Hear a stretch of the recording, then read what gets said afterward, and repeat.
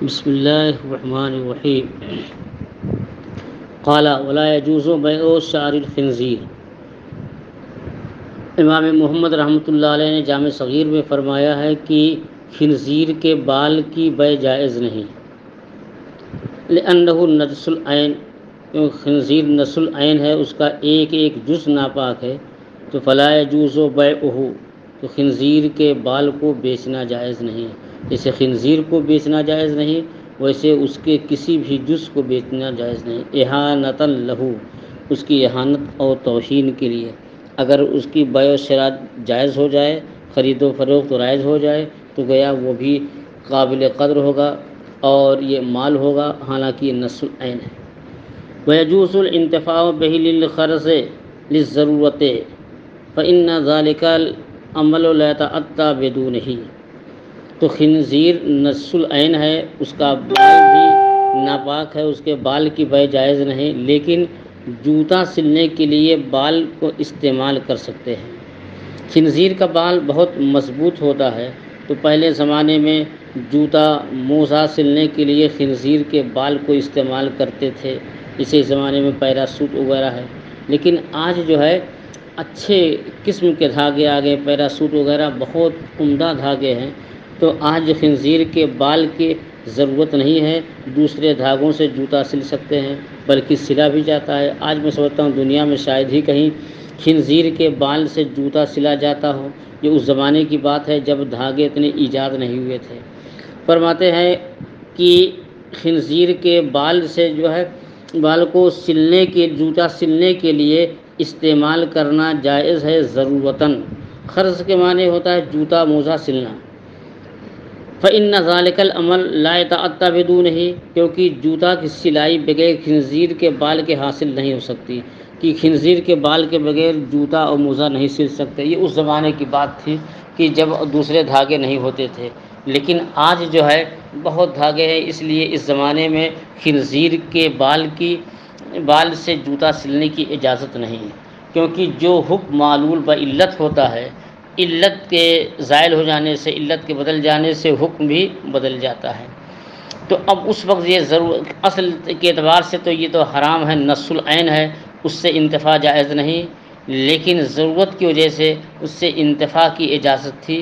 لیکن اب پھر جو ہے جوتے چپل کی سلائی اسی پر منحصر نہیں، دوسرے دھاگے ملتے ہیں، اس لیے اب وہ ضرورت نہیں رہی۔ وَيُوجَدُ مُبَاحَ الْأَصْلِ فَلَا ضَرُورَةَ إِلَى الْبَيْعِ، یہ ایک سوال مقدر کا جواب ہے۔ سوال یہ پیدا ہوتا ہے کہ جب خنزیر کے بال سے جوتا سلنا ضرورتاً جائز ہے، تو اب ضرورتاً اس کی بیع بھی جائز ہو، کیونکہ جب تک خریدیں گے نہیں تو جوتا کیسے سلائیں گے، اور جوتا سلنے کی اجازت دی جا رہی ہے تو خریدنے کی اجازت خود بخود ثابت ہو رہی ہے۔ تو اسی سوال کا جواب دے رہے ہیں کہ نہیں، خریدنا اور بیچا جاتا ہے کس کو؟ مال کو، اور خنزیر کا بال مال ہے ہی نہیں۔ اور خنزیر جو ہے جیسے گھاس جو ہے، یہ جہاں سے چاہیں آپ چن لیں، نوچ لیں اور کاٹ لیں، تو جو ہے جیسے گھاس جو ہے یہ مباح ہے کہ بغیر کسی دقت کی مل جاتی ہے، ایسے ہی خنزیر بھی مباح ہے، جب چلتے پھرتے اس کینچی لیے رہیں، اس کے پیٹھ سے اس کے جسم سے بال کاٹ لیں تو اس کی کوئی قیمت نہیں، اور خنزیر کے مالک اس سے منع بھی نہیں کرتے۔ تو فرماتے ہیں کہ یہ خنزیر کا بال یہ مباح الاصل ہے، کہ یہ اصل کے اعتبار سے مباح ہے، کہ یعنی مباح کا مطلب یہ ہے کہ کسی کی ملک نہیں، اور یہ مباح کا مطلب نہ سمجھیے گا کہ یہ حلال ہے، کہ خنزیر کا بال جو ہے یوجد مباح الاصل، کہ یہ بغیر قیمت کے یہ پایا جاتا ہے، تو فلا ضرورت الی البیع، تو مباح سے مراد یہاں بلا قیمت، جیسے پانی ہے، گھاس ہے، کہ یہ سب بغیر قیمت کے مل جاتے ہیں، دریا سے پانی لے لیں، نہر سے پانی لے لیں، ایسے خنزیر کے جسم سے بال کاٹ لیں تو یہ بغیر قیمت کے پایا جاتا ہے، فلا ضرورت الی البیع، اس کے بیع کی کوئی حاجت اور ضرورت نہیں۔ اب یہاں سے ایک مسئلہ یہ بیان فرما رہے ہیں کہ خنزیر کے بال کا استعمال جو ہے جائز ہے جوتا سلنے میں، لیکن اگر موچی کے ہاں پانی رکھا ہو، یہ موچی کی قید میں قید اتفاقی اعتراضی نہیں کہ اس نے بہت سارے بال رکھے ہیں جوتا سلنے کے لیے، اور پیالے میں پانی بھی رکھا ہے، کوئی بال اڑ کر کے پانی میں چلا گیا تو اب وہ پانی پاک رہے گا کہ ناپاک، قابل شرب ہے یا نہیں؟ فرماتے ہیں کہ وَلَوْ وَقَعَ فِي الْمَاءِ الْقَلِيلِ، اگر جو ہے وہ پانی وہ خنزیر کا بال مائع قلیل میں گر جائے تو افسدہ عند ابی یوسف، حضرت امام ابو یوسف، اور حضرت امام ابو یوسف کا لقب امام ثانی بھی ہے، اگر کہیں امام ثانی تو سمجھ جائیے کہ اس سے مراد امام ابو یوسف ہے۔ حضرت امام ابو یوسف رحمۃ اللہ علیہ کے نزدیک خنزیر کا بال پانی کو ناپاک کر دے گا۔ مائع قلیل کی جو یہ قید ہے، قید احترازی ہے، اگر مائع جاری ہو یا دہ دردہ ہو تو وہ ناپاک نہیں ہوگا۔ وَإِنْدَا محمد، کیونکہ جب خنزیر نص العین ہے، ایک ایک جز ہے، تو نجاست پانی میں پڑ جائے اور پانی قلیل ہو تو اسے ناپاک کر دے گا۔ وَإِنْدَا محمد لا يفسدہ، امام محمد رحمۃ اللہ علیہ کے ہاں پانی کو ناپاک نہیں کرے گا۔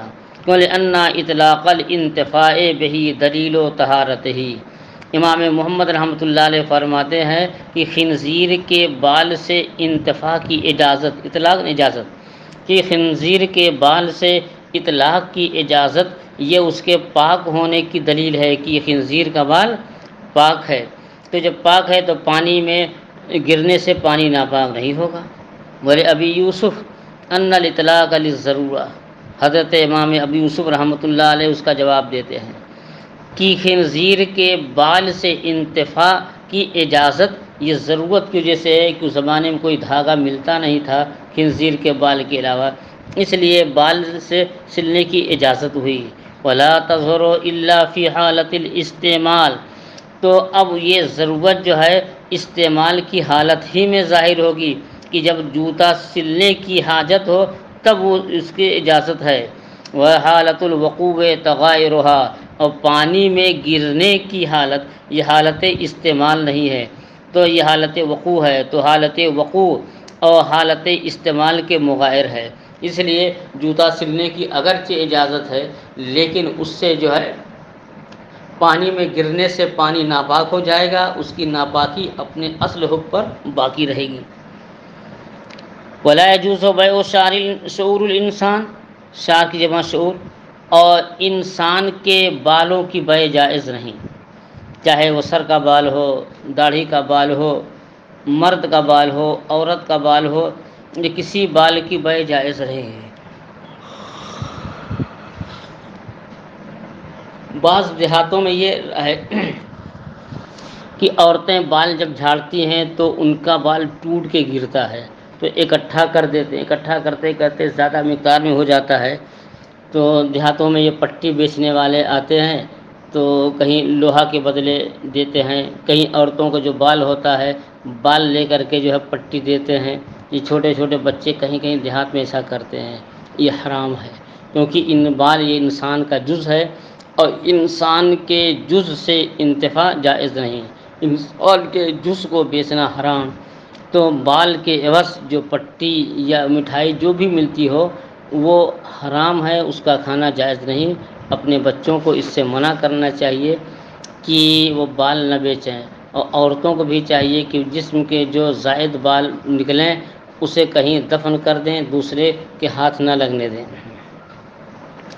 اور انسان کے بالوں کی بیع جائز نہیں، ولا الانتفاع به، اور اسے انتفاع بھی جائز نہیں، لأن الآدمی مکرم ولا مبتذل، کیونکہ آدمی مکرم ہے، قابل تعظیم ہے، قابل اہانت نہیں۔ ابتذال مبتذل قابل اہانت، کہ یہ قابل تعظیم ہے، قابل اہانت نہیں۔ فلا يجوز ان يكون شيء من اجزائه مهانا مبتذلا، تو یہ جائز نہیں ہے کہ انسان کا کوئی بھی جز کی جو ہے اہانت والا ہو، ابتذال والا ہو، کہ اس کی توہین ہو، اس کی اہانت کی جائے۔ وقد قال علیہ السلام، حضور اقدس صلی اللہ علیہ وسلم نے فرمایا، لعن اللہ الواصلۃ والمستوصلہ، کہ اللہ کی لعنت ہے بال گوندھنے والی پر اور جس نے بال گوندھنے کا حکم دیا ہے اس پر۔ مثلا کہ بہت سے عورتوں کے بال بہت لمبے ہو جاتے ہیں، وہ اپنا بال کاٹ لیتی ہیں، کاٹ کر جو ہے دوسروں کو دے دیتی ہیں۔ مثلا ہندا کا بال بڑا ہو گیا اس نے جو ہے اپنا بال کاٹ کر کے خالدہ کو دے دیا، تو اب خالدہ جو ہے اپنی بہن بیٹی یا کسی عورت زاہدہ سے کہہ رہی ہے کہ یہ بال جو ہے میری چوٹی میں گوندھ دو، تو ہندہ کا بال جو ہے یہ زاہدہ جو ہے گوندھ رہی ہے خالدہ کے بالوں میں، تو خالدہ ہو گئی جو ہے یہ واصلہ، یہ زاہدہ ہو گئی جو ہے کہ واصلہ، کیونکہ وہی گوندھ رہی ہے، اور خالدہ اپنے سر میں گوندھوا رہی ہے تو خالدہ ہو گئی مستوصلہ۔ تو جو عورت دوسری عورت کا بال کسی عورت کے بال میں گوندھے وہ واصلہ ہے، تو اس پر بھی اللہ کی لعنت ہے، اور جو گدھوائے اور اس پر بھی اللہ کی لعنت ہے۔ تو اس حدیث سے ثابت ہوا کہ فعل حرام کرنا حرام اور فعل حرام کا حکم دینا یہ بھی حرام۔ مثلا شراب پینا حرام ہے، کسی نے کہا جاؤ میرے لیے شراب لے آؤ، تو جو شراب لینے کے لیے گیا وہ بھی گنہگار، اور جس کے لیے شراب لائی گئی وہ بھی گنہگار۔ کسی نے کہا جاؤ میرے لیے فلاں حرام چیز لے آؤ یا ناجائز کام میری وجہ سے کرو، تو جس نے حکم دیا ہے آمر وہ بھی جو ہے گنہگار، اور جو اس پر عمل کر رہا مامور وہ بھی گنہگار۔ اس حدیث سے ثابت ہوا کہ لعن اللہ الواصلہ، اللہ کی لعنت ہے بال عورت کا بال گوندھنے، اور یہ بال گوندھنے سے مراد نہیں کسی عورت نے کہا آئیے میرا غسل کر کے آئی، کہا میری چوٹی صحیح کر دو، میرے سر سے جوں نکال دو، تو یہ تھوڑی حرام ہے، یہ واصلہ نہیں۔ واصلہ سے مراد کسی دوسری عورت کا بال کسی دوسری عورت کے بال میں گوندھنا، اور اگر خود اسی عورت کا سر جو ہے جھاڑ رہی ہے اور اس میں جو ہے مانگ نکال رہی ہے، چوٹی گوندھ رہی ہے، یہ واصلہ نہیں، اس میں جو ہے کوئی حرمت نہیں۔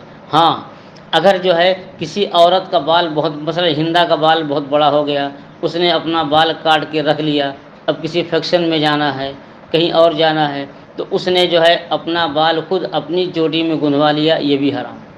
کیوں؟ اس لیے جب تک ہمارے سر پر ہے تو یہ صحیح ہے، لیکن سر سے جدا ہوا پھر اس سے ہم انتفاع نہیں کر سکتے۔ مثال کے طور پر دانت جب تک ہمارے منہ میں ہے اس سے انتفاع ہم کریں گے کہ کوئی سخت چیز جو ہے کاٹنا ہے، کھانا ہے، پینا ہے، استعمال کر سکتے ہیں، لیکن یہی دانت اگر نکل گیا تو اب نکلنے کے بعد اس سے انتفاع جائز نہیں۔ اس لیے فقہا فرماتے ہیں کہ اگر چکی میں کوئی گیہوں پیس رہا ہے اور خود اس کا اپنا دانت گر کے گیہوں کے ساتھ مل کر کے پس گیا، وہ آٹے میں تحلیل ہو گیا، اب وہ آٹا انسان کے لیے حرام ہے، کیونکہ اس میں جزو انسان ملا ہوا ہے۔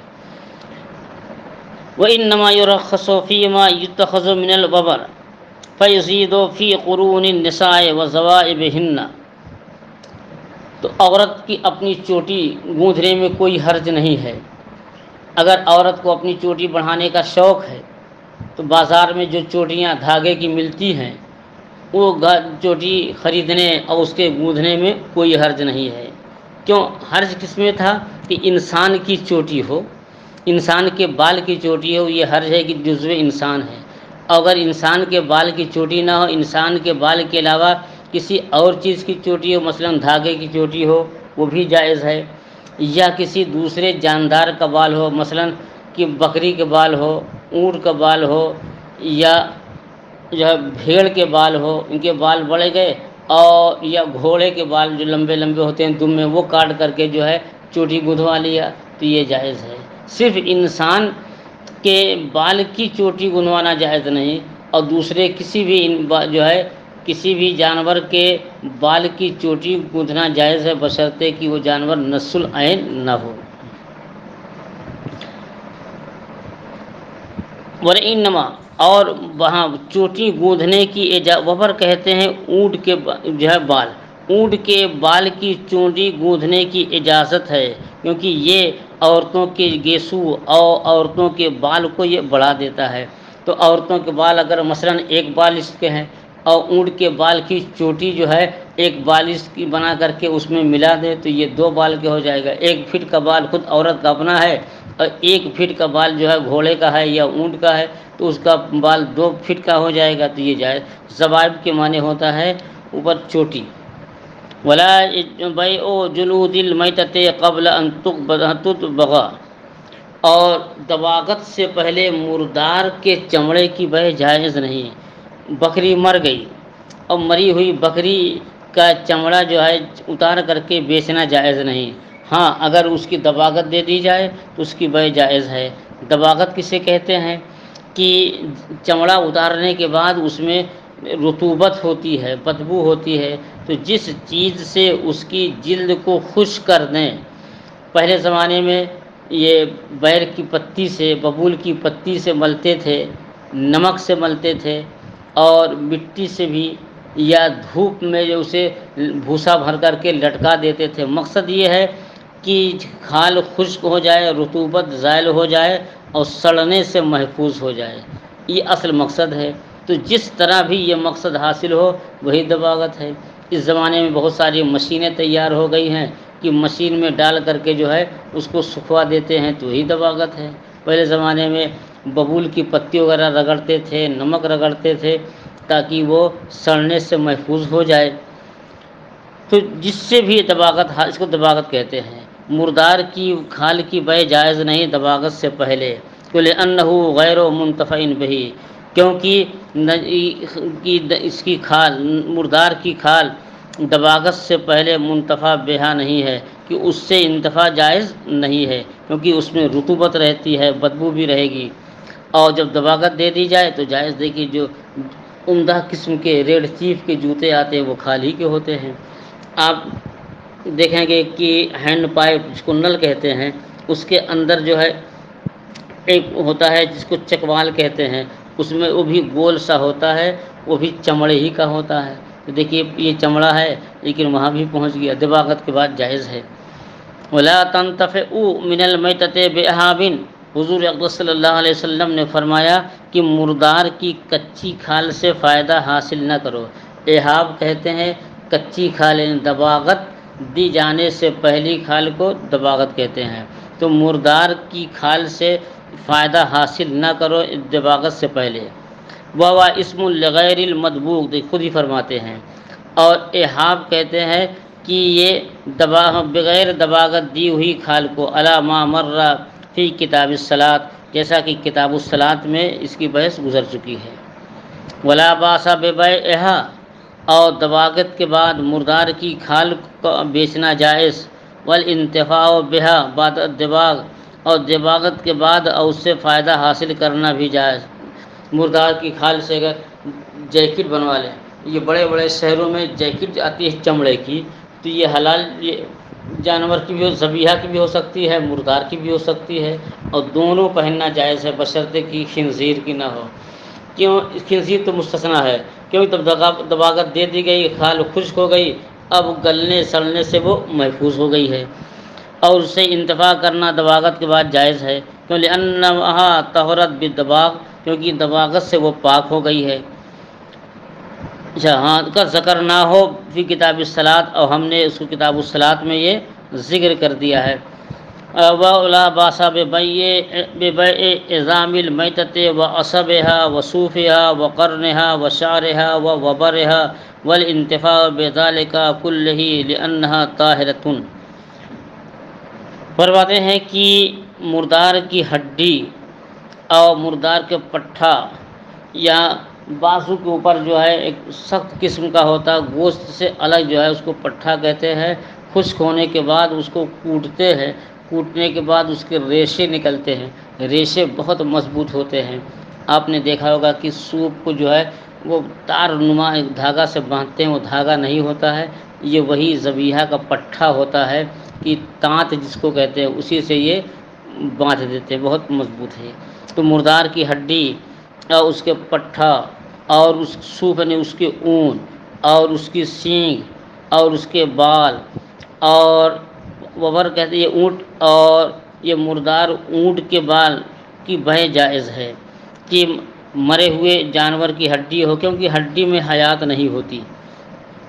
ہاں اگر اس میں رطوبت نہ ہو، اگر یہ مرا ہوا جانور ہے اور سڑ گیا، اس میں رطوبت ہے، تو جب تک رطوبت ہے تو اب چونکہ رطوبت کی لگنے سے وہ ناپاک ہے، رطوبت زائل ہو جائے اور خشک ہو جائے، بارش ہو جائے، اس پر پانی وانی برس جائے اور یہ سب بدبو زائل ہو جائے تو اس کی بے جائز ہے، اور پٹھے کی بے بھی جائز ہے، اور بھیڑ بکری کے بال اون کی، اس کو اون کہتے ہیں، کہ اس کی بے جائز ہے، اور کرن سین کن جانوروں مردار کے سینگ کی بے جائز، کیونکہ وہ بھی ہڈی ہے، اس میں حیات سرایت نہیں کرتی، اور وشارحہ کسی بھی مرے ہوئے جانور کا بال خنزیر کے علاوہ اس کی بے جائز ہے، اور مرے ہوئے ببر اونٹ کا بال، مرے ہوئے اونٹ کے بال کی جو ہے بے جائز ہے، والانتفاع بذالک، اور ان سب چیزوں سے انتفاع جائز ہے، لأنہا طاہرۃ، کیونکہ یہ سب کے سب پاک ہیں، لا یحلھا الموت، اس میں موت سرایت نہیں کرتی، کہ لعدم الحیات، حیات نہ ہونے کی وجہ سے۔ تو موت کہاں سرایت کرتی ہے؟ جس چیز میں موت اور حیات ہوتی ہے اس میں موت سرایت کرتی ہے، اور جس میں موت نہیں ہے، حیات نہیں ہے، اس میں موت نہیں۔ جیسے دروازہ ہے، یہ موبائل ہے، یہ کتابیں ہیں، یہ نہ زندہ ہیں نہ مردہ، زندہ نہیں ہیں تو یہ کبھی مریں گے بھی نہیں، ہاں جب وہ سیدھا ہو جائے، پھٹ جائیں گے، موبائل چلتے چلتے گھس جائے، مشین بگڑ جائے، کرسی ٹوٹ جائے اور یہ اس کو پھینک دیں، لیکن اس میں حیات نہیں ہے تو اس میں زندگی نہیں، تو اس میں موت نہیں۔ یہ فارمولہ ہے، جس چیز میں حیات اس میں موت، اور جس چیز میں حیات نہیں اس کی موت نہیں۔ تو موت نام ہے جو ہے روح کے انتقال کا، کہ روح جو ہے کہ منتقل ہو گئی تو کیا ہے؟ موت ہے، اور جب روح جسم میں ہو تو کیا ہے؟ وہ زندگی۔ موت کیا ہے؟ جو ہے ایک شاعر نے کہا نہیں کہ موت کیا ہے؟ انہی عناصر کا پریشان ہونا، کہ یہ عناصر اربع جو ہیں یہ متفرق ہو جائیں تو موت ہو گئی۔ تو جہاں حیات وہاں موت، جہاں حیات کا تصور نہیں وہاں موت کا تصور نہیں۔ تو فرماتے ہیں کہ اس میں موت حلول نہیں کرتی، لعدم الحیات، اور اس کے حیات نہ ہونے کی وجہ سے، اور جب اس میں حیات نہیں ہے تو اس میں موت نہیں ہوگی، اور موت وہیں آتی ہے جہاں حیات ہوتی ہے، اور جب موت نہیں تو وہ ناپاک نہیں۔ ہم پاک ہیں، بھی ہم نے غسل کیا ہے اور ہم پاک ہیں، غسل کر کے بیٹھے ہیں، پڑھا رہے ہیں، اگر ابھی موت آ جائے تو ہمیں آپ لوگوں پر غسل دینا فرض ہے، جو بھی موجود ہوں ان پر غسل دینا جو ہے یہ فرض ہے۔ تو دیکھیے موت آنے سے، یہ بکری ہے چل رہی پھر رہی، گائے ہے اور بھینس ہے، کوئی بھی جانور ہیں جو حلال ہیں، لیکن جب موت آ گئی تو اسے مردار ہو گئے، تو موت آنے سے یہ ناپاک ہو جاتے ہیں۔ وقد قررناہ من قبل، اور اس سے پہلے ہم نے اس کو جو ہے بیان کیا ہے۔ اگرچہ انسان کے بارے میں اختلاف ہے، اعلیٰ حضرت رحمۃ اللہ علیہ نے تحریر فرمایا ہے کہ موت جو ہے یہ حدث ہے، تو مومن جو ہے انتقال کے بعد جو ہے یہ ناپاک نہیں ہوتا ہے بلکہ اس پر حدث طاری ہو جاتا ہے، اس لیے مردے کو غسل دیتے ہیں۔ والفیل کالخنزیر، ہاتھی جو ہے یہ خنزیر کی طرح ہے، نجس العین ہے امام محمد رحمۃ اللہ علیہ نزدیک۔ وہ فرماتے ہیں کہ جیسے کہ خنزیر جو ہے نجس العین ہے، ایسے ہاتھی بھی نجس العین ہے، لیکن اس میں تو اتفاق کوئی اختلاف نہیں کہ ہاتھی کے ناک سے جو رطوبت نکلتی ہے وہ نجس ہے، ناپاک ہے، اور ہاتھی جو ہے خنزیر کی طرح نجس العین ہے امام محمد رحمۃ اللہ علیہ کے نزدیک۔ وَإِنْدَهُمَا بِمَنزِلَةِ السِّبَاعِ، اور حضرات صاحبین کے نزدیک یہ درندہ کی طرح ہے، کہ یہ درندہ جو ہے یہ مر جائے اور اس کی کھال دباغت دے دی جائے تو وہ پاک ہے، قابل انتفاع ہے، تو ایسے ہی جو ہے ہاتھی اگر مر جائے اور اس کی کھال کی دباغت دے دی جائے تو اس سے انتفاع جائز ہے۔ حتیٰ یباع عظمہ، یہاں تک کہ ہاتھی کی یہ ہڈی بیچنا جائز، وَإِنْتَفَعُوا بِهِ، اور اس سے نفع حاصل کرنا جائز، کہ ہاتھی کے ہڈی کے جو ہے وہ کنگھا بنا دے، اور آپ مراد آباد سنبھل میں دیکھیں گے کہ ہاتھی کی ہڈی کی جو ہے قسم قسم کے جو ہے ضروب بناتے ہیں، خوبصورت جو ہے، تو یہ بھی جائز ہے۔ وَإِذَا كَانَ السِّفْلُ لِرَجُلٍ وَعُلُوُّهُ لِآخَرٍ فَسَقَطَا أَوْ سَقَطَ الْعُلُوُّ وَحْدَهُ فَبَاءَ صَاحِبُ الْعُلُوِّ عُلُوُّهُ لَمْ يَجُزْ۔ یہاں تو کم، لیکن شہروں میں آپ دیکھیں، بمبئی ہے، ناگپور ہے، احمد آباد ہے، ہر شہر میں کی بڑی بڑی بلڈنگیں ہوتی ہیں، اور یہ فلیٹ کسی اور کا، دوسری منزل کسی اور کی، تیسری منزل کسی اور کی، چوتھی منزل کسی اور کی، 32 منزل، 40 منزل کے مکان ہوتے ہیں، تو ہر منزل کسی اور کی۔ مثال کے طور پر ایک مکان 2 منزلہ ہے، اور پہلی منزل جس کو فرسٹ فلور کہتے ہیں، کہ پہلی منزل زید کی ہے، اور سیکنڈ فلور یہ خالد کی، دوسری منزل خالد کی۔ اب جو ہے پوری بلڈنگ ہی گر گئی، زمین بوس ہو گئی، نہ اس میں پہلی منزل ہے نہ دوسری منزل ہے۔ لیکن پہلے جب وہ تعمیر تھی تو پہلی منزل زید کی تھی، دوسری منزل بکر کی تھی۔ اب بکر یہ چاہتا ہے کہ ہم اپنی دوسری منزل فروخت کر دیں، تو کل تو فروخت کرنا بلا شبہ جائز تھا جب وہ عمارت موجود تھی، لیکن آج عمارت ہے ہی نہیں، وہ تو بکھر گئی، تو اب دوسری منزل کہاں رہی، کس کو یہ بیچیں گے؟ اور بیع تو ہوتی ہے کس کی؟ مال کی، اور یہ تو شرعاً مال ہی نہیں ہے، تو اب کیا حکم ہے؟